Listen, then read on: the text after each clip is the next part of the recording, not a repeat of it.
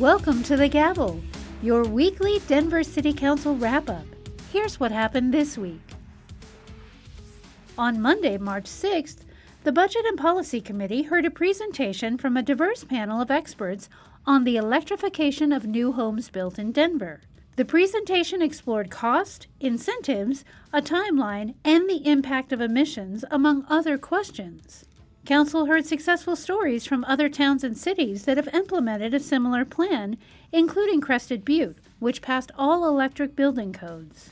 As a local government, what is our role in kind of the levers we can pull to help improve our building efficiency and construction practices going forward to really seize that greener grid? City Council will continue to study the challenges facing the electric transition. The surgery that it would take or the things that it would take, this is kind of a timeline where we could get there. I really like that, but would love you to take some time, go back, talk it through, and maybe be able to propose to us if there is kind of that more collaborative approach to us all moving towards that place.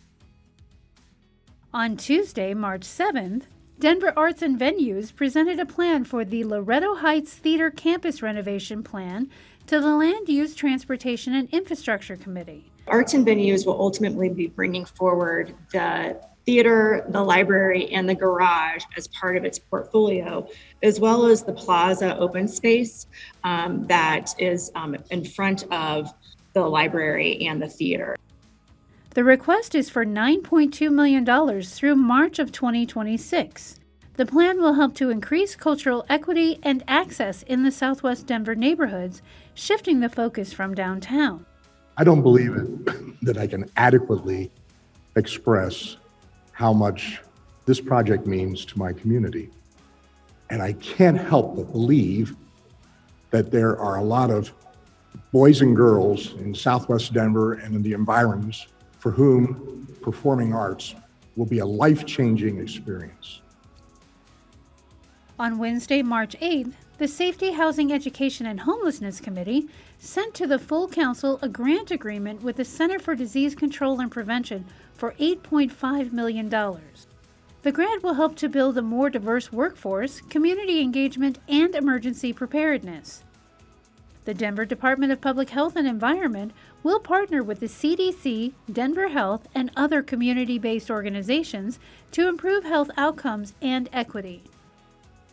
We're really hoping to be responsive to Denver communities, and we want our workforce to represent folks in our communities. And so that's a big emphasis of this specific grant, and the outcomes we're hoping to achieve is how do we recruit folks that live in Denver, that live in neighborhoods that have experienced COVID directly in our immediate vicinity, and how do they help inform our work in a more meaningful way?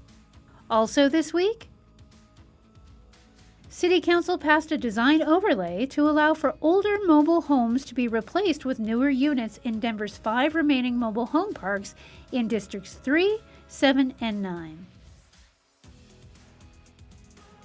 The Safety, Housing, and Homelessness Committee added $2.5 million to continue providing reentry services to individuals returning from incarceration.